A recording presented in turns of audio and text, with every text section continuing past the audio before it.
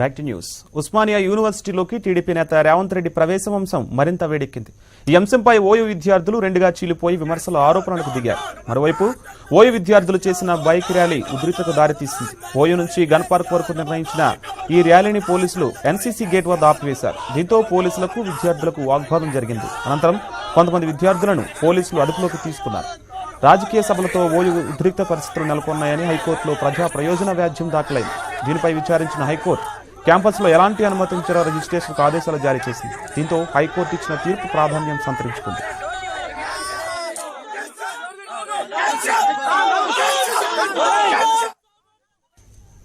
అక్కడ తాజా పరిస్థితిని మరింత అప్డేట్స్ మా క్రైమ్ బ్యూరో చీఫ్ నారెడ్డి అందిస్తారు. Nareddy, over to you. Telangana ఆవిర్భావ దినోత్సవం సందర్భంగా తెలంగాణ రాష్ట్రం అంతా కూడా ప్రస్తుతం జరుగుతున్న పండుగ వాతావరణం నెలకొని ఉంది. తర్వాత సంబరాలు అంటిన నేపథ్యంలో ఓయూలో మాత్రం కొంచెం టెన్షన్గానే ఉంది. అంటే దీంట్లో మేము శాంతియుతంగా ఈ జనజాతర జరుపుకుంటున్నాము, దీన్ని అడ్డుకున్న హక్కు ఎవరికి ఉందని చెప్పేసి అని చెప్తున్న నేపథ్యంలో ప్రస్తుతం ఓయూ సంబంధించిన విద్యార్థులు మనతో ఉన్నారు. సార్ చెప్పండి సార్.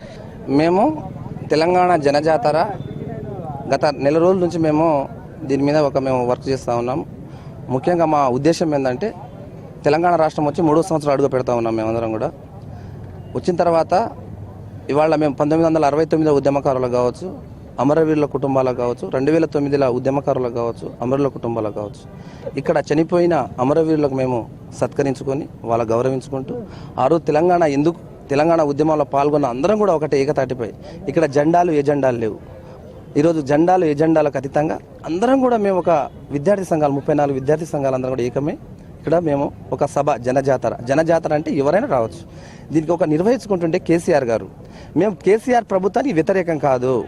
ఈ రెండో అవతరణ దినోత్సవం రోజు మేము ఇక్కడ అందరం కూడా ఇక్కడ తెలంగాణ ధూమ్ధాము, ఈరోజు తెలంగాణ సంస్కృతి ప్రతిబింబించే విధంగా ఇక్కడ వంటకాలు, తెలంగాణ వంటకాలు అన్నీ కూడా మేము ఒక ప్రజాస్వామ్యబద్ధంగా సభలు నిర్వహించుకుంటుంటే ఈ రాష్ట్ర ప్రభుత్వం ఎందుకో మరి మాకు అర్థమైతే ఇలాంటి నేపథ్యంలో ఇలాంటి ఉత్కంఠ పరిస్థితుల నేపథ్యంలో కొంతమంది విద్యార్థులు వద్దు అని చెప్పిన తర్వాత మీరు అంటే ఇలాంటి పరిస్థితులు అంటే ఈ రోజు అంటే తెలంగాణ ఆవిర్భావ దినోత్సవం సందర్భంగా ఆనందోత్సాహాల మధ్య జరగాల్సిన పరిస్థితి, అలాగే ఓయూ క్యాంపస్ తెలంగాణ ఉద్యమ పురిటి గడ్డ, అట్లాంటి అంటే ఉద్యమంలో ప్రధాన భూమిక పోషించింది. అలాగే ఈ రోజు తెలంగాణ వచ్చిందంటే ప్రధాన భూమిక పోషించింది కూడా తెలంగాణ మా ఓయూ క్యాంపసే. ఇట్లాంటి ఓయూ క్యాంపస్ లో ఈ రోజు ప్రశాంతమైన వాతావరణంలో ఎలా సభ జరపాలి, మీరు ఏ విధంగా ప్లాన్ చేశారు? మేము ప్రశాంతంగానే వాతావరణంలో మేము సభ నిర్వహిస్తున్నాము. ఇప్పుడు మీకు చెప్పడం జరిగింది, వ్యతిరేకం ఎవరికి కాదు. ఇది కేసీఆర్ కూడా వ్యతిరేకం కాదు. మేము ఇక్కడ ఫస్ట్ కేసీఆర్ గారు ఒకటి చేయబడి మేము కూడా కేసీఆర్ కు విన్నపించాం. ఇక్కడ రావాలి, మీరు కూడా ఎమ్మెల్యేలు, ఎంపీలు, మంత్రులు కూడా ఇక్కడ రండి. మేము నిర్వహిస్తున్న సభకు మీరు చూడండి. మీరు ఎట్లా నిర్వహిస్తలేరు కదా, మేము నిర్వహిస్తున్నాం కదా. మరి ఎందుకు మీరు అనుమతి లేదు, ఇక్కడ మీకు పర్మిషన్ లేదు, బయట వ్యక్తులు వస్తుండ్రు, ఉద్యమ ద్రోహులు వస్తున్నారు. ఇక్కడ ఎవరండి తెలంగాణ వచ్చిందా? ఉద్యమ ద్రోహులు ఏంది, ఉద్యమ పార్టీ ఏంది? ఇక్కడ తెలంగాణ వచ్చేసింది, ఖతం. ఇంకేముంది? మనం అందరం ఒకటే, తెలంగాణ అంతా ఒకటే. ఉత్సవాలు నిర్వహించకూడదు రైట్ లేదా? మాకు వచ్చింది ఇక్కడ తెలంగాణ వచ్చిన తర్వాత ఉత్సవాలు నిర్వహించకూడదా? ఇది ఎక్కడ న్యాయం అండి? మన దేశంలో ఉన్నామా, లేకుంటే నియంత్ర పాలన ఉన్నామా, లేకుంటే మనం ప్రజాస్వామ్యంలో ఉన్నట్టే మాకు అనిపిస్తలేదు.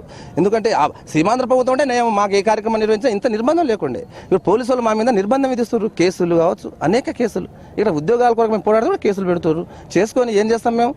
మా పోరాటాలు, మా హక్కుల కొరకు పెడితే మాకు చేస్తలేరు. కనుక మేము శాంతియుతంగా నిర్వహించుకుంటున్నాము. ఇక్కడ వేలాది మందిగా వస్తూ ఉన్నారు.